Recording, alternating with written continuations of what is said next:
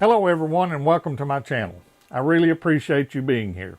Preppers store food, water, knives, firearms, and ammo because that's what is on a lot of checklists in prepping books or what they have seen in a video. There are many items that I believe are easily overlooked. They may not mean the difference between life and death, but they will make your life better during a long-term disaster. You need to remember, you will not be able to run out to the store and get the items that you do not already have in your possession. So let's discuss 10 items that I believe are easily overlooked, and let me know in the comments below something you believe should be added to the list so that we can all learn together.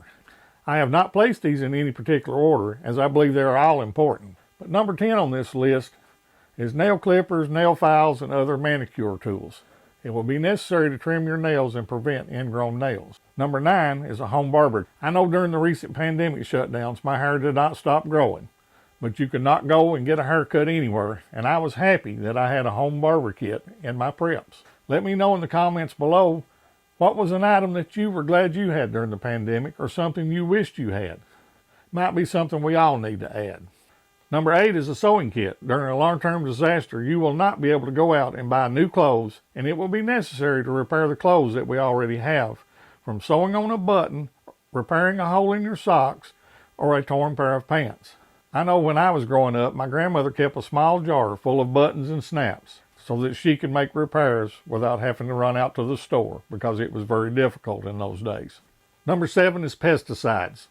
I know this can be controversial for some. You will have to make your own decision about natural versus chemicals, but you will need to deal with insects that are causing crop damage or ants, spiders, and other insects that have invaded your home, along with the mice and the rats. Number 6 is garden supplies, and I'm not talking about your survival seed vault or tools.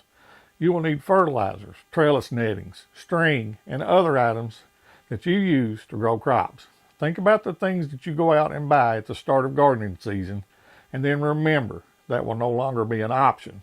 Stock up on extra items that you routinely use. Number 5 is entertainment items. Items such as cards, board games, and books that do not require any electricity. These will be especially important if you have young children because boredom will be an issue for them, and we will no longer have the internet, television, and video games to occupy their time.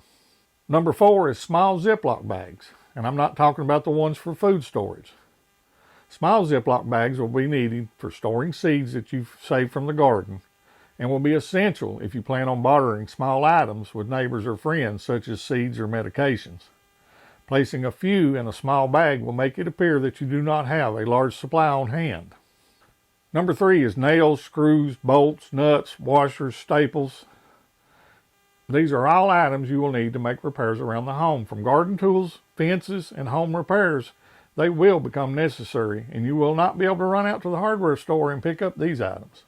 Number 2 is good gloves. Work gloves, fireplace gloves will be necessary as you will be doing a lot more outdoor work and probably cooking over a fire or using a wood stove to heat your home. Protecting your hands from unnecessary injuries is essential. And the number 1 item on my list is wind-up clocks, watches, kitchen timers. We all rely on our phones, digital watches, alarm clocks, and built-in timers to keep track of time. But power will probably not be an option, and you're going to need a way to tell time. How are you going to time that bread you're baking in the Dutch oven? I would like for you to check out Mountain Bushcrafters Alliance.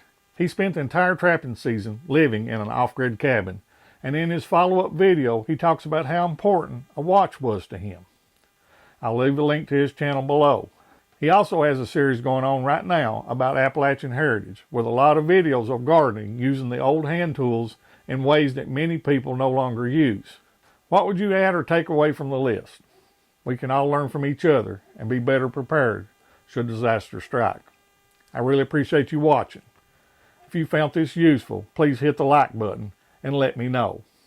Please consider subscribing and share this with others so that they can be better prepared as well. Remember, prepare today for what may happen tomorrow, and I will see you on the next video.